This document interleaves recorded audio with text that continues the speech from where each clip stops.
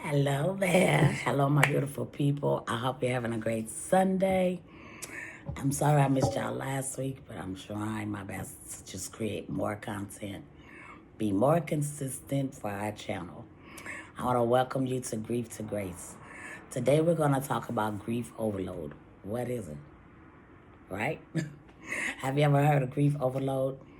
I hadn't either, but it's a great topic. Let's dive in. I'm back. Okay, so let's dive into this topic. If you see me looking off, it's because I'm looking at my notes to make sure I stay on key with our video. So let's talk about it. What is grief overload? So the easiest way to explain grief overload would be like this. Let's say your car breaks down. Then your favorite pet passes away, or you lose a loved one, or you all of a sudden become unemployed, you lose your job. Grief overload is basically just multiple losses all taking place back to back or all at once. So I've experienced grief overload twice in my lifetime so far. Once as a teenager, and I had no idea that's what it was. And it's recently, the past couple of years, I've lost multiple loved ones back to back. Some months apart, some years apart, some weeks apart. So that is my easiest way that I can explain grief overload to you. Okay? Excuse me.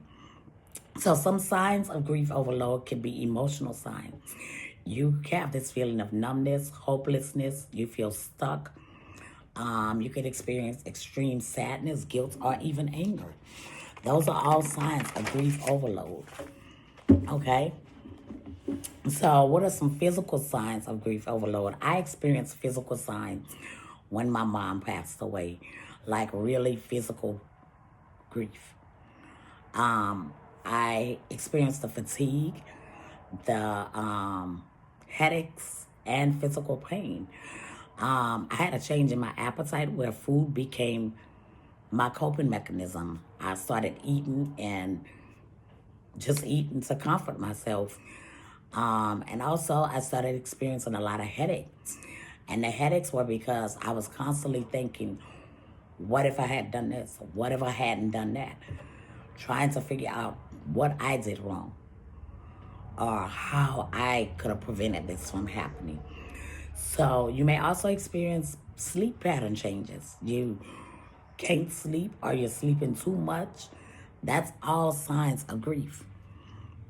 Okay? Also, another sign of grief overload is behavior signs. So some people begin to withdraw. They withdraw from social events. They withdraw from family and friends. They withdraw from work. Their work performance begins to be affected by their grief overload. You're overloaded, you're stressed with pressure to move on, you're stressed with pressure to be back to normal by now. Like all that begins to affect you mentally, physically, and emotionally, as well as your behavior. You may find yourself overworking. I remember when my mom died, all I did was go to work. I went to work, went to work, went to work. If they had overtime, I was on it. Because I thought if I keep myself active, right, the pain wouldn't be so bad. I thought if I kept myself active and just didn't think about it, it would go away. Okay? And it didn't. It didn't. It did not help me at all. Actually, that was more detrimental to me than it was to helping me in my journey through my grief. So why does grief overload happens? Good question. Grief overload happens when the brain struggles to process multiple losses. I want you to know that this one thing, grieving takes time. And when you don't have a chance to process one loss before another loss occurs, it overwhelms your coping mechanisms. I can't even talk today. It overwhelms your coping mechanisms. So, like when you lose a person and then all of a sudden you lose someone else, your coping mechanism on how to deal with that becomes stressful because you're trying to figure out, well, I didn't even get a chance to process this person passing away, and now this person has passed away. Also, you have societal pressure. Pressure from society to get back to work, pressure from society to get back to normal, pressure from society to move on. So how do you move on from the loss of someone that you love, that you care for? You can't do that in 3 days. Some people can't even do that in a lifetime. I've known people that lost their wives or their husbands, and it's like their life just stopped.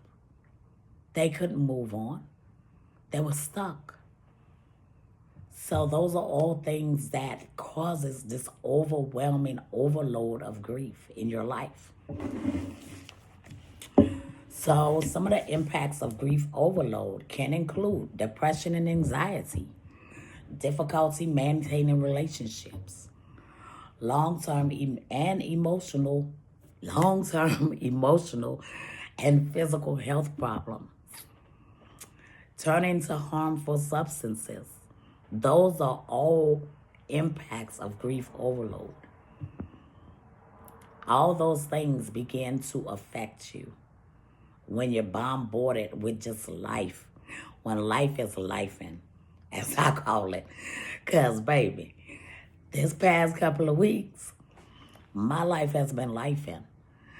And I sit sometimes and I think, how would my mom and my dad want me to handle this situation?